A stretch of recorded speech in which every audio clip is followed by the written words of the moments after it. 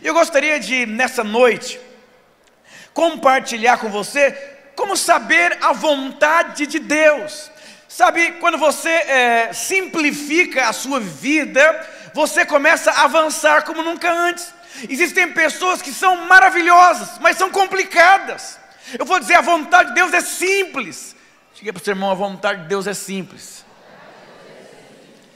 Nós vivemos um tempo, há uma diferença muito grande entre projeto, entre sonhos e entre a vontade de Deus sobre a sua vida.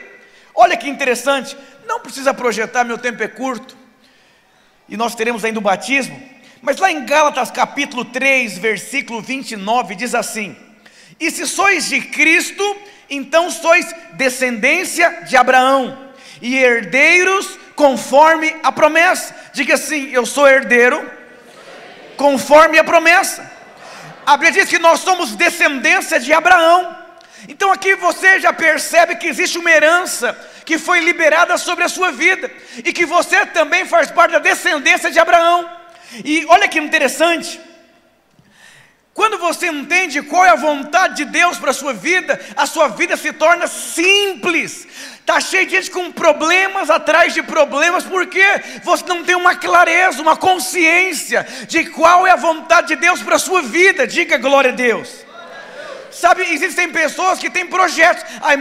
Meu projeto, eu tenho sonhos, ter uma casa própria, de ser um médico, de ser um empreendedor, de quitar a casa, de ser um líder de célula. Mas você não entendeu nada. Todas as vezes que Deus se manifestou, Deus não trouxe ao homem nenhum projeto, Deus não trouxe ao homem nenhum sonho. Deus trouxe ao homem a vontade dele, o propósito eterno de Deus. E todos os sonhos precisam estar dentro do propósito de Deus. Olha que interessante, quando Deus ele apareceu para Jeremias, Deus disse: Jeremias, desde o ventre materno eu te escolhi para ser um profeta. E Jeremias disse: Deus, mas não tem como, eu não passo de uma criança. E Deus disse: não estou perguntando da sua crise, eu estou te afirmando que você vai ser um profeta. Quando Deus aparece para Moisés numa sarça ardente, e aí Moisés percebe que Deus tinha chamado ele para algo, e aí Moisés puxa uma lista de muitas desculpas, e Deus também não ouviu as desculpas de Moisés, porque Deus tinha chamado ele por um propósito eterno. Diga para o seu irmão, Deus tem um propósito na sua vida. Você vê que tem pessoas que tomam decisões porque não tem propósito. Ela muda de país por causa de oportunidade de dinheiro, muda de casa, muda de bairro. Sabe, você precisa tomar decisões segundo a vontade de Deus. Quando você entende a vontade de Deus para a sua vida, a partir dali você começa a construir a sua vida em um lugar sólido. Você coloca um carro no seguro, com medo de roubar o carro. Você coloca a sua casa no seguro. Você tem seguro de vida, por quê? Porque você está procurando um lugar seguro para colocar o que tem valor na sua vida. E eu vou dizer, a Bíblia diz que tudo vai passar. Seu dinheiro vai passar, tudo vai passar. Só tem algo que vai permanecer, é aquele que faz a vontade de Deus. E pastor, qual é a vontade de Deus? É ganhar dinheiro. Pastor, a vontade de Deus é ser líder de célula. Pastor, a vontade de Deus é casar. Sabe, todas as vezes que Deus apareceu ao homem, Deus manifestou a vontade dele. E quando você entende a vontade de Deus, sua vida fica simples. Eu vou dizer, a vida cristã, ela é muito simples. Um dia um pastor veio conversar comigo, e eu conversando com ele, falou: pastor Ricardo, o ministério é muito simples, e eu complico ele demais. Tem homens casados que complicam o casamento. Sabe, quando você entende o real propósito de Deus para a sua vida, você acorda por conta de um propósito, você compra por conta de um propósito, você dizima por conta de um propósito, você vai para a célula por conta de um propósito, você se batiza por conta de um propósito. Sabe, a sua vida inteira é cercada por conta de um propósito. Tem muitas pessoas que têm filhos, e se você for estudar a palavra de Deus, sabe como deveria ser a criação de uma criança? A criança até os 20 anos de idade, o pai deveria confrontar, ensinar, instruir, treinar e inculcar a palavra. Depois dos 20 anos, aquele menino iria servir e honrar o seu pai com seus bens. Mas nós vemos nos dias de hoje que os pais, por não entender qual o propósito de ser pai na vida da criança, mima, não diz não e dá tudo. Você vai sustentar o seu filho para o resto da vida.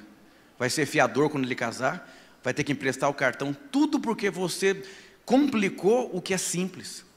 Você é um líder de célula, às vezes está frustrado, porque você não entendeu qual é o propósito de ser um líder de célula. Aí você está casado, quando você não entende o propósito de um casamento, você vai ter muitos problemas no seu casamento.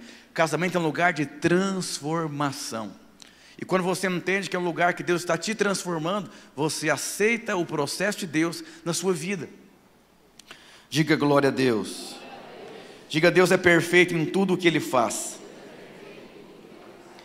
Então nós percebemos, quando você entende esse propósito, como o irmão falou aqui, ele entendeu o propósito. Vá, prega o evangelho, ensine, batize pessoas.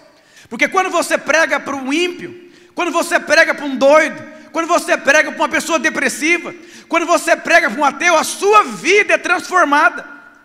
Prega, ensina e batiza. É fácil você pregar para alguém que era da igreja, que era um desviado. Ah, pastor, meu vizinho, ele é de uma igreja, mas acho que não é crente não. Fica ouvindo música do mundo, eu vou levar ele para o encontro. Você vai tirar o irmão da outra igreja para trazer para cá? Vamos pregar. Vamos batizar 1000 pessoas esse ano. Vamos crescer o reino de Deus. Sabe, uma diferença muito grande entre movimentar o reino de Deus e crescer o reino de Deus. Nós não fomos chamados para movimentar o reino de Deus. Nós somos chamados para crescer o reino de Deus.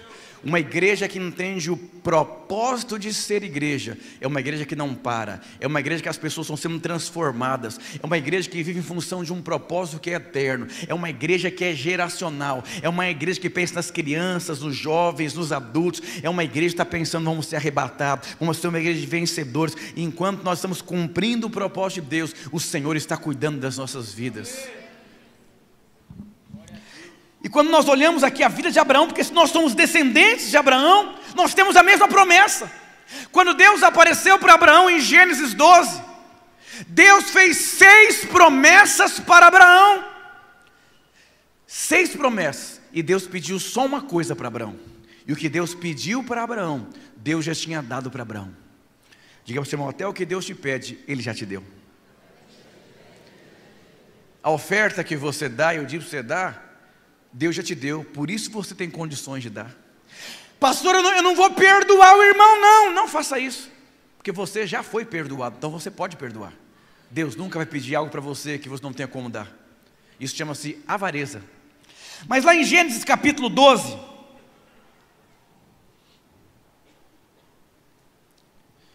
ora, o Senhor disse a Abraão: sai da sua terra, da tua parentela, da casa do teu pai, e vá para a terra que eu te mostrarei. Olha o propósito. Todas as vezes que Deus aparece, Ele dá um propósito.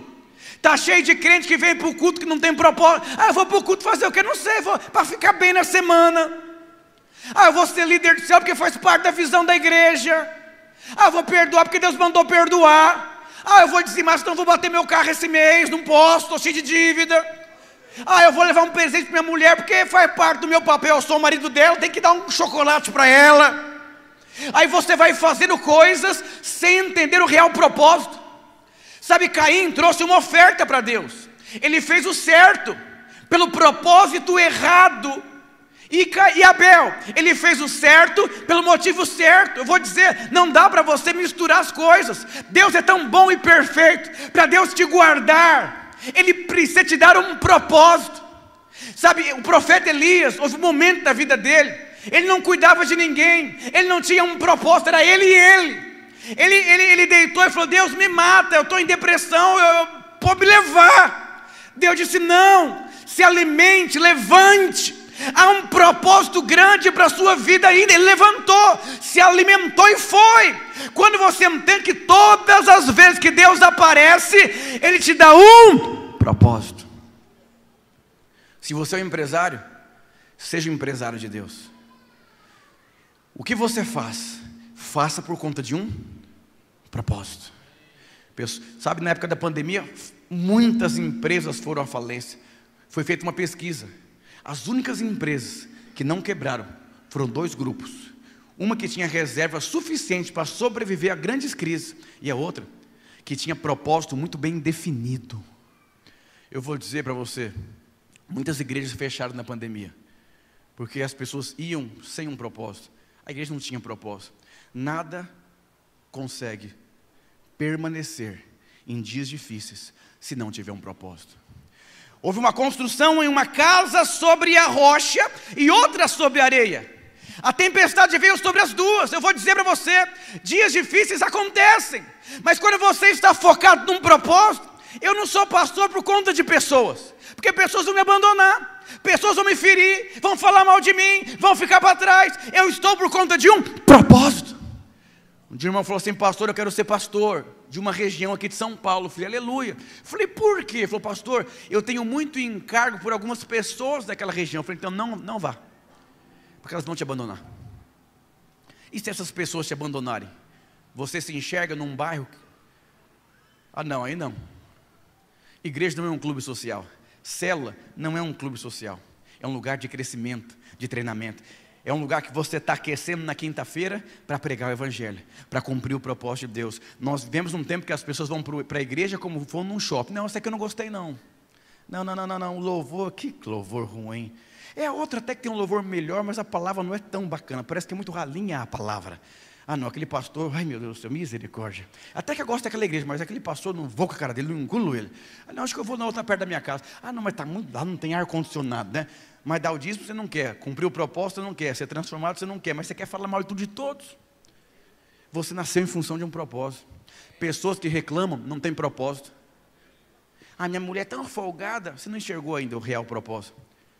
Ela ainda cozinha para você.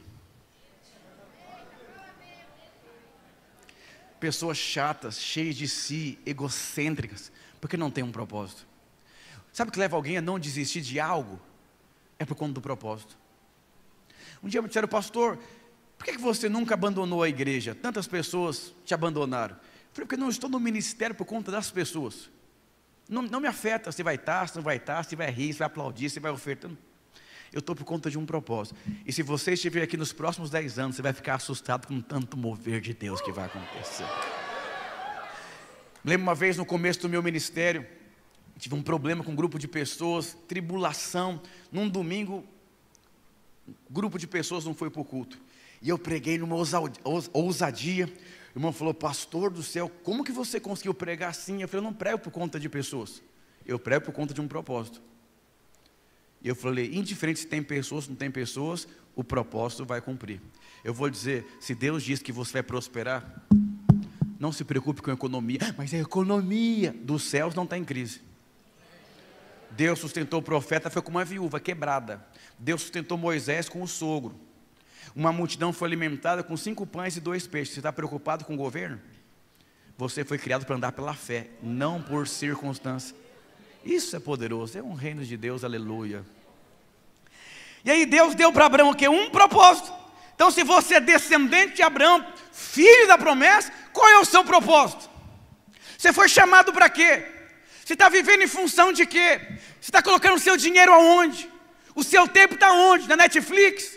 Nos vídeos engraçados do Instagram? Aonde você está colocando a sua vida? Aonde você está colocando o seu tempo? Deus tem um propósito na sua vida. Diga glória a Deus por isso. Ah, pastor, meu sonho é ficar rico. E se você não ficar rico? E se essa não for a vontade de Deus? Seja feliz com fusquinha. Seja grato pelo fusquinha. Não fique falando que fusquinha. Tudo é uma questão da maneira que você olha. Jesus disse: se os seus olhos forem bons, o seu corpo será iluminado. Para onde você olha, você vê graça. Minha esposa é maravilhosa, aleluia. Que igreja abençoada, que irmãos preciosos. Eu e minha, você é feliz. Diga para o seu irmão: seja feliz. Aí que começam as promessas. Far-te-ei uma grande nação, te abençoarei, te engrandecerei o seu nome, e tu serás uma bênção. Abençoarei os que te abençoam, amaldiçoarei os que te amaldiçoarem, e em ti serão benditas todas as famílias da terra. Deus disse para Abraão: eu sou o seu escudo. Eu vou dizer, nenhuma praga vai chegar na sua casa. Você é abençoado, você é favorecido, você é graciado. Quando o crente não tem um propósito e tem medo do diabo, o diabo vai me pegar, ai meu Deus do céu, ai. Eu vou dizer para você, você é muito amado. Eu me lembro quando eu comecei a igreja, juntou todos os centros de macumba da Cachoeirinha e começaram a fazer a marcha profética para o Satanás, burugundum, burugundum, burugundum, mata, acaba, mata, acaba. E eu dormindo, aleluia, porque a Bíblia diz aos seus amados, Ele dá enquanto dorme. Ele é meu escudo, Ele é meu advogado, Ele luta as minhas causas. E a igreja crescendo, 6 cultos, eu falei, meu Deus do céu, aleluia, e vamos mudar de pé, e os macumbeiros juntou de novo, vamos acabar com esse pastor Ricardo, arrumaram uma foto, colocaram na boca do galo, e eu falei, Deus me ajuda. Aí os macumbeiros começaram a converter tudo, eu falei, meu Deus, acabou o centro de macumba da região. Propósito. Aí o diabo fica te assustando, perdeu o emprego, você está abalado por quê? Quem sustenta a sua vida? Quem é a sua segurança? Quem é a sua? É Jesus, pastor. No dia da tempestade você descobre se a sua casa está na rocha ou está na areia. Mas é interessante que Deus pediu só uma coisa para Abraão, que é uma chave que é liberar as portas sobre a vida dele, para que ele fosse uma bênção de Deus. Abraão, se tu uma bênção. Ah, pastor, eu sou uma bênção. Sabe, é uma diferença muito grande entre investir em pessoas e abençoar pessoas. Irmãos, é melhor você investir na bolsa do que você investir em pessoas. Pastor, não quero mais liderar a célula. Eu investi nos irmãos e eles foram embora. Você está investindo ou você está abençoando pessoas? Você quer saber se você é uma bênção de Deus? Quando as pessoas falam mal de você, quando você é contrariado, quando você ajuda alguém e a pessoa acabou com a ajuda que você fez, como é que você fica? Nunca se esqueça, nós somos uma bênção na vida das pessoas, não por aquilo que as pessoas fazem para as nossas vidas, mas por aquilo que Deus fez pelas nossas vidas. Essa historinha, eu vou amar a Deus, você acha que você tem condições de amar a Deus? Está cheio de crente perturbado, olho fundo, achando que vai conseguir agradar a Deus e amar a Deus.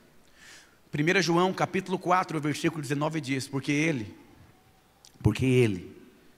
me amou primeiro, eu o amarei. Quando você ama Deus, você está retribuindo o que Ele produziu na sua vida. Amados para amar. Eu vou dizer, Deus pediu para Abraão dar o que o próprio Deus tinha dado para ele. Nós podemos ser uma bênção na vida das pessoas. E eu vou dizer, quando alguém falar mal de você, vai ser o seu teste. Não vou mais com a cara desse irmão. Eu vou dizer para você, ame os seus inimigos. Há uma promessa de Deus sobre a sua vida. Eu vou dizer, se você lidera uma célula por conta de pessoas, pare de liderar essa célula. Porque você não vai conseguir. Porque vão ferir você. Vão te abandonar. Vão querer trocar de célula. Ainda vão falar mal de você. E você fala, tá vendo? A gente investe nas pessoas e olha o que dá. Foi embora e fala mal nas redes sociais de mim ainda. O que você esperaria?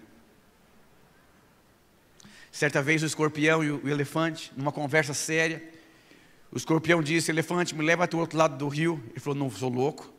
Você é o escorpião e você vai me matar. Ele falou, elefante, pensa um pouquinho. Não tem sentido eu matar você. Porque se eu matar você, eu e você a gente vai morrer no rio. E eu preciso de você. Ele falou, é verdade. Sobe nas minhas costas. O escorpião subiu. No meio do caminho, o escorpião picou o elefante. O elefante, antes de morrer, disse, por que você me matou? Ele falou, eu não queria matar. Mas foi o meu instinto. Cada um age de acordo com a identidade que tem. Se você para por conta de pessoas, você não está por conta de um propósito. Entenda o real propósito de Deus. Sabe por que Deus Ele te ama? Para que você possa ter condições de amar pessoas sem esperar nada em troca. Jesus não estava preocupado em ser rejeitado. Jesus estava preocupado em perder um amigo. Primeira coisa que Jesus disse para Judas, o O que faz aqui, amigo? Jesus não estava ferido que iria se sentir rejeitado por Judas, mas Jesus chama Judas de amigo. Eu vou dizer uma coisa para você: ame, perdoe, permaneça, responda a Deus. Você é muito amado por Deus. Você nasceu para ter uma vida leve, e para você ter uma vida leve, sabe o que você precisa? Permitir que as pessoas errem com você, e você continue sendo uma bênção na vida delas. Eu amo tanto o meu patrão, nesse mês ele não pagou o 13º, sem vergonha, Satanás, vai para o inferno é agora. Você está sendo somente uma bênção, ou você está comprando? Não tente comprar ninguém, não tente comprar a sua esposa. Não vou tratar ela bem durante o dia, porque à noite promete, pastor. Sua esposa também não está à venda. Sua esposa nasceu para ser amada, e o seu esposo nasceu para ser respeitado e viver dias felizes na presença de Deus. Diga para o seu irmão: você nasceu para ser uma bênção, meu irmão.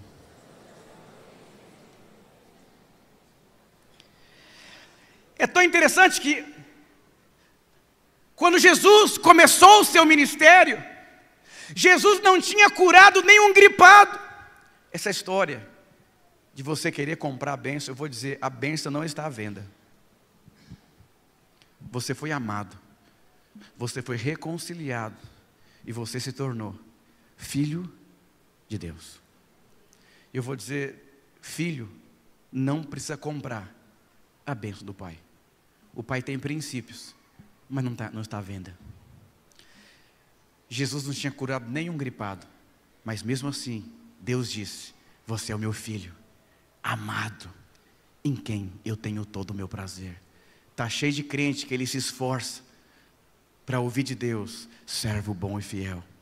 Não tem nada que você possa fazer a mais para que Deus te ame mais, e nem a menos para que Deus te ame menos, porque Ele te ama, Ele te amou ainda quando você era inimigo dele. Mas sabe Abraão, o que aconteceu com Abraão? Moisés abriu o mar, levou milhares de pessoas no deserto. Jeremias, o profeta, chorão em tempos difíceis. Elias, o profeta do fogo. Mas tem algo interessante. Quando Deus apareceu para Abraão, Abraão não tinha feito nenhuma obra para Deus. A única coisa que Abraão tinha feito, ele creu, e isso foi lhe imputado por justiça. Sabe o que significa? Quando você entende quem você é, quando você crê na obra do Calvário, você se torna participante das promessas de Deus sobre a sua vida. Pastor, então quer dizer que eu não preciso fazer nada? Uma vez eu fui num jantar caríssimo, eu não paguei nada, mas não quer dizer que não custou nada. Alguém pagou. Essa é a história. O evangelho é light, é de graça. Não é não. Alguém pagou. Eu vou dizer uma coisa: quando você olhar para a cruz e você entender o amor de Deus para com a sua vida, eu vou dizer, o prazer que você tem pelo pecado vai diminuir. Sabe por quê? O amor de Deus é muito mais prazeroso que qualquer tipo de pecado. Você é filho, você é amado, você é perdoado. Você tem noção? Deus chamou, te abençoou e diz: agora você vai transbordar aquilo que eu liberei sobre a sua vida. Diga glória a Deus. Chamar os irmãos do louvor. Oh, Espírito Santo de Deus, você é muito amado. Abraão não tinha feito nenhum milagre, mas ele creu. Diga para o seu irmão: é tempo de crer no sobrenatural de Deus. No final do ano nós teremos um tempo de testemunhos aqui, de milagres de casa própria. E eu vou dizer para você que esse palco aqui vai encher de pessoas. Mas por quê? Porque já foram quase 40 irmãos que já experimentaram milagre. Mas Deus me disse: tem mais milagre para acontecer hoje de manhã. Deus falou comigo hoje de manhã: avisa os irmãos que as portas estão abertas e há um milagre específico. Oh, aleluia, glória a Deus. Estou sentindo a unção do Espírito. Quanto sente a unção do Espírito aqui? Aleluia. Diga ao Senhor, seja uma bênção de Deus. Oh, aleluia. Oh, aleluia. Aleluia. Você nasceu, você foi desenhado. Quantas pessoas feridas com pessoas. Entenda, propósito. Quando me casei, o pastor contou uma história no meu casamento que mudou a história da minha vida. E eu conto essa história quando eu faço casamentos. Certa vez, um homem muito sábio chamou os seus discípulos, pegou um jarro muito grande de vidro, pegou muitas pedras, areia, pedregulho, e colocou ao redor daquele vaso. Mas primeiro, o mestre colocou uma pedra bem grande dentro do vaso e falou para os discípulos: o que vocês enxergam aqui? Sabe que o que você enxerga define a sua vida. O que você enxerga em tudo define. Quando alguém te abandona, o que você enxerga nisso vai definir a sua vida ali. Existem situações, são testes de Deus na sua vida, que tem o poder de liberar a sua vida. Tem pessoas que ficaram para trás no propósito, por causa de picuinhas, situações, prejuízos, traumas, luto. Mas vou dizer, não fique para trás, corra. Os discípulos disseram: mestre, não cabe mais nada dentro desse vaso. O mestre ficou muito decepcionado, falou: vocês não entenderam. Espera um pouquinho. Pegou pedras bem picadas, colocou dentro daquele vaso, aquelas pedras foram escorrendo ao redor da outra pedra maior, e os discípulos: uau! E o mestre perguntou: o que vocês enxergam? Eles disseram: não cabe mais nada. O mestre: meu Deus, não. Pegou areia, jogou areia, a areia foi escorrendo. Discípulos, o que vocês enxergam? Falou: não, agora não cabe mais nada. O mestre pegou água, colocou no vaso, a água foi se infiltrando ali pelas areias. Discípulos, que vocês enxergam? Ah, mestre, agora não cabe mais nada mesmo. Não é nada disso.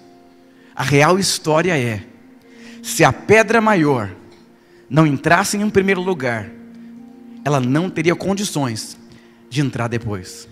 Se Cristo não for o primeiro e o único na sua vida, não vai caber na sua vida crise, dificuldades financeiras. Não tem como, você não vai aguentar. Permita que a pedra principal, que é Cristo, entre primeiro, e todas as demais coisas têm condições de entrar. Primeiro é Cristo, primeiro é o propósito, e você vai entender que todas as coisas cooperam para o bem daqueles que amam o Senhor. Hoje é uma festa da colheita. Nós estamos mudando um ciclo, entrando no outro semestre, e nós estamos aqui para declarar que nós vamos batizar mais de 500 pessoas nesse semestre. Qual será a sua atitude? Você estará conosco nesse propósito, ou você está ali assistindo? O Senhor apareceu e disse: eu te chamei. Sai da sua terra, sai da sua parentela, sai da casa do seu pai. Metanoia, entenda, você foi chamado, escolhido para um propósito ainda maior do que você.